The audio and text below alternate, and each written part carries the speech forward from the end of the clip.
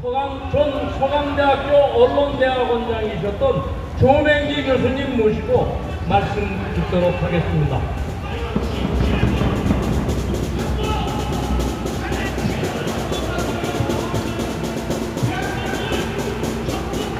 네, 반갑습니다. 우리는 이렇게 후전 날씨에 이렇게 와가지고 우리가 일조를 합니다. 그러나 우리의 노력이 그렇게 헛되지는 않습니다. 이유를 제가 말씀드리고요. 우리 헌법 정치는 굉장히 이성적이고 자유시장 경제 그리고 특히 공정과 정의를 사랑하는 그런 체제입니다. 그런 체제를 지킬 때야만 우리에게 희망이 있다 하는 거예요. 그런데 어떻게 지키냐? 그건 우리가 조그맣게 생각할 필요가 없습니다. 그 이유를 제가 얘기해 드리겠습니다. 오늘은 4.19 65주년 날입니다. 지금 우리 TV 저쪽에는 기념식을 하고 있습니다. 그런데 이 4.19라는 것은 부정선거 때문에 일어났습니다. 부정선거 우리가 지금 당면하고 있는 문제가 65년 전 똑같은 문제가 일어나고 있었습니다. 그러니까 역사는 이렇게 반복이 된달까요? 이렇습니다. 그런데 문제는 이승만 대통령이 그걸 처리하는 방법입니다. 우리 지금 헌재와 대법원과 또 검찰과 이런 곳에서 하는 방법과는 전혀 다릅니다. 이승만 대통령은 4.15 부정선거의 관련자인 최인규 내무부 장관을 당시에 사형을 시켰습니다. 사형을 시켰어요. 자기 내각에 있는 사람, 가장 중요한 선거에 가장 중요했던 사람을 사형을 시켰습니다. 이 말은 법치다 하는 거예요. 법치다 하는 거예요. 그런데 이승만 대통령 의도와는 달리 헌법 전문에 4.19가 저항정신으로 기록되어 있습니다.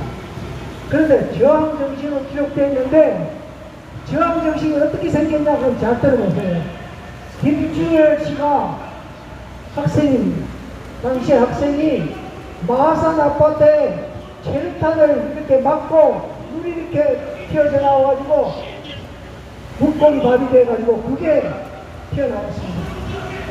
그러니까 국민들이 그때부터 막 일어났습니다.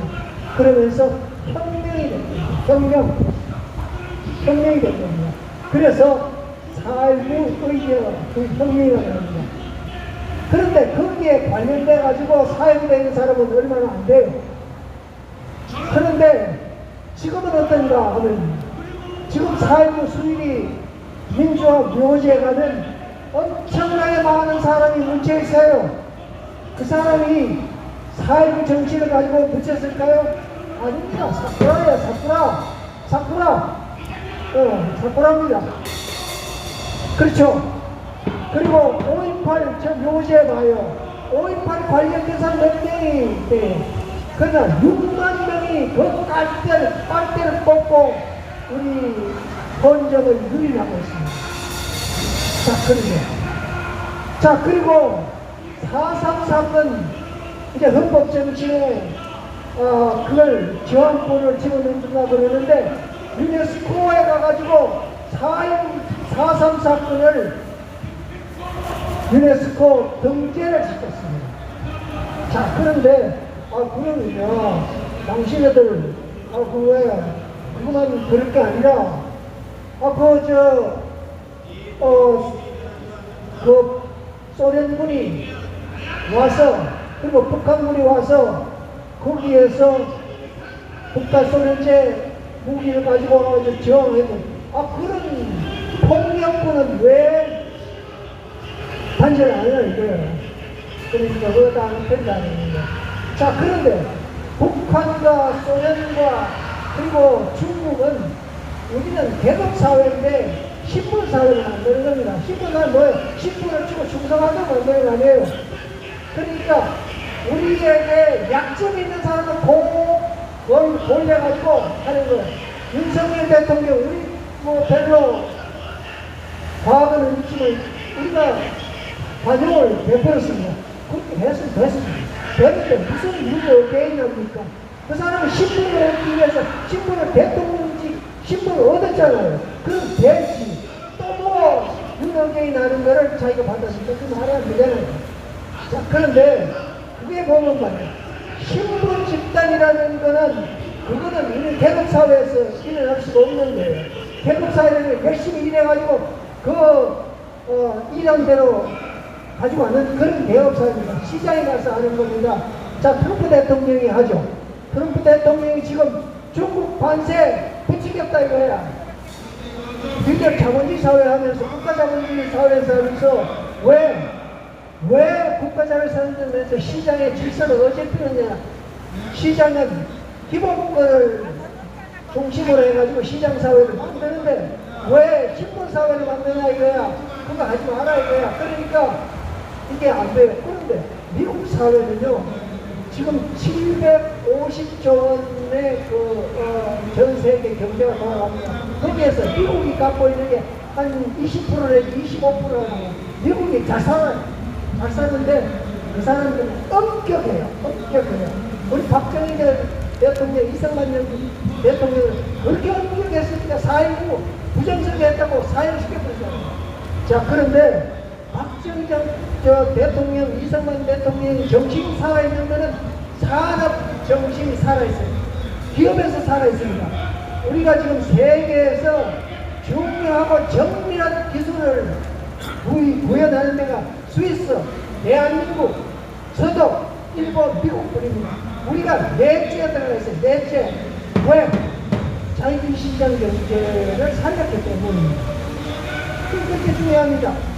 그래서 자유시장 경제 그렇게 중요한데 왜 신분사회를 하고 공산주의를 받들고 그리고 폭력과 테러를 하냐면 단순해요.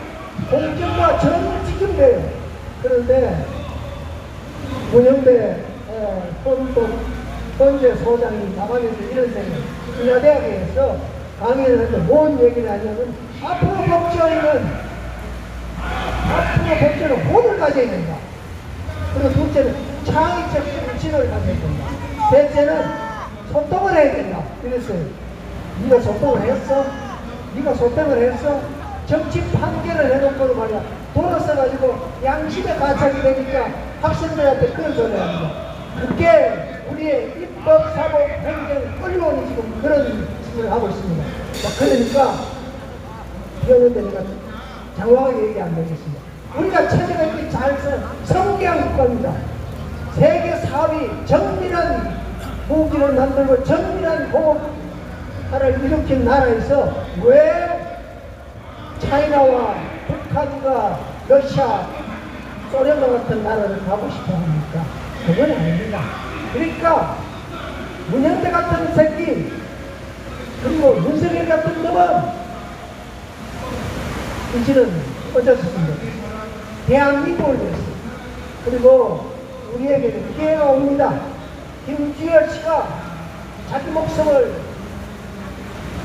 자신을 타살던 자기 자신이 원했던 그러면서 폭발해가지고 국민 저항권이 일어났습니다. 그러니까 우리는 열심히 비 오는 날 때 여기 온 거 아닙니까?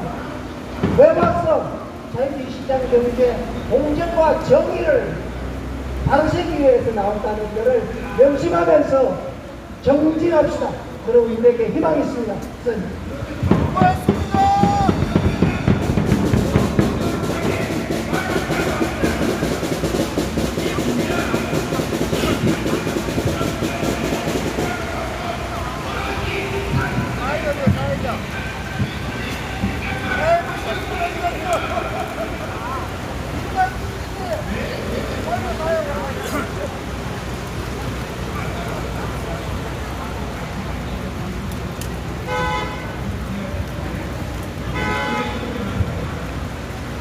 네. 전 서강대학교 언론대학원장이신 조명기 교수님께서 좋은 말씀 해주셨습니다. 여러분, 이승만 정신, 박정희 정신 잊지 마시고 시장경제 원칙에 충실한 우리나라 만들어야 되겠습니다.